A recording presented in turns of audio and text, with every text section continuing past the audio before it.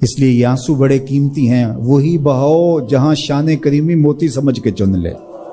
یوں ضائع نہ کرو، یوں ان کو برباد نہ کرو، لوگوں کے سامنے رسوا نہ کرو اپنے آپ کو۔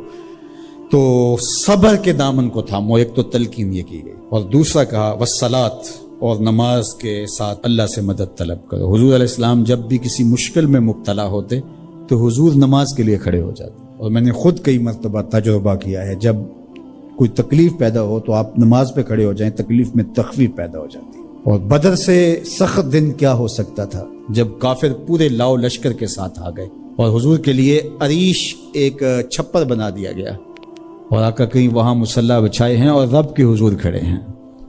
مشکل کے وقت جب کوئی سبب نہ رہے تو اس کے حضور آ جاؤ، وہ تمہاری ضرورتوں کا کفیل ہے۔ وَإِنَّهَا لَكَبِيرَةٌ إِلَّا عَلَى الْخَاشِعِينَ، اور یہ بہت بھاری ہے نماز پڑھنا اور صبر کرنا، لیکن جو اللہ کا خوف سینے میں پالنے والے لوگ ہیں، رکھنے والے لوگ ہیں، ان کے لیے مشکل نہیں ہے۔ بچے کو صبح اٹھائیں آپ نماز کے لیے تو وہ اٹھتا ہی نہیں ہے، بار بار کہہ کے اس کو اٹھانا پڑتا ہے، اور اس نے سوات کی سیر کے لیے جانا ہو اور دوستوں کو ٹائم دیا ہو، تہجد کے وقت ہی تیار ہو کے بیٹھ جاتا ہے۔ اس کا مطلب ہے کہ اس کو نماز کا شوق نہیں ہے، اس کا شوق تھا، جس کا شوق تھا اس کے لیے اٹھنا بھاری نہ ہوا۔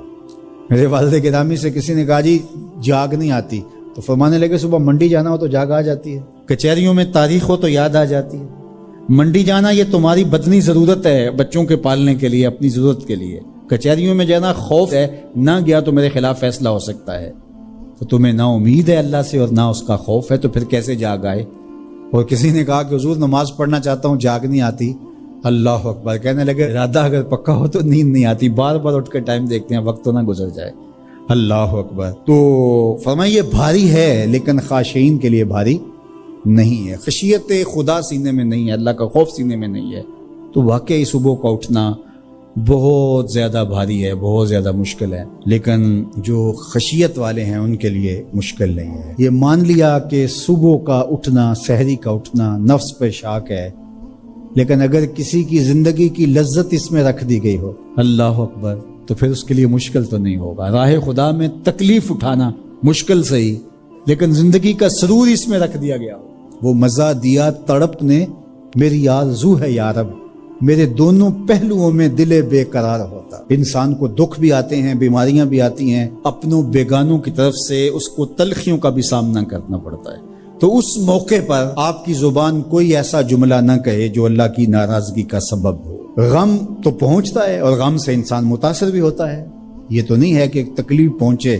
غالب نے کہا تھا روئیں گے ہم ہزار بار کوئی ہمیں ستائے کیوں، تو جب سینے میں دل ہے تو کوئی دکھ دے گا تو دکھی ہوگا، دل بے چین ہوگا۔ تو فرمایا کہ جب تکلیف پہنچے تو مدد کس سے طلب کرو؟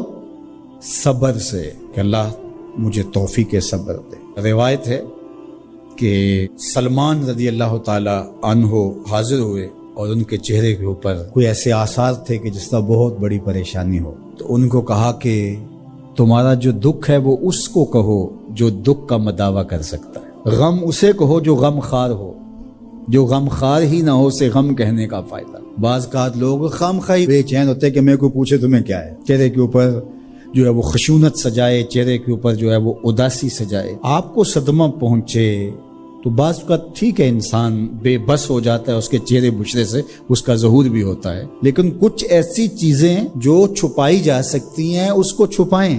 ہنس کے پی جا تلخی ایام کو ناصر، غم کے سہنے میں بھی قدرت نے مزہ رکھا ہے، غم برداشت کریں، اندر اتار دیں اس کو، اس کا اجر رکھا گیا ہے، اس کا صلہ بتایا گیا ہے۔ تو ہر چھوٹی چھوٹی بات کو لوگوں سے شیئر کرنا یہ نہیں، ٹھیک ہے کبھی آپ کوئی ایسی بات ہو آپ کر بھی سکتے ہیں، لیکن ہر وقت جو ہے وہ اکتائے ہوئے رہنا اور میں پریشان ہوں، میں پریشان ہوں، میں دکھی ہوں، میں دکھی ہوں، تو کیا وہ دکھ ختم ہو جائے گا؟ لوگ مہندی سجائیں گے تیرے لہو سے، لوگ مہندی سجائیں گے تیرے لہو سے، زخم دل کے نہ دکھاؤ کسی کو۔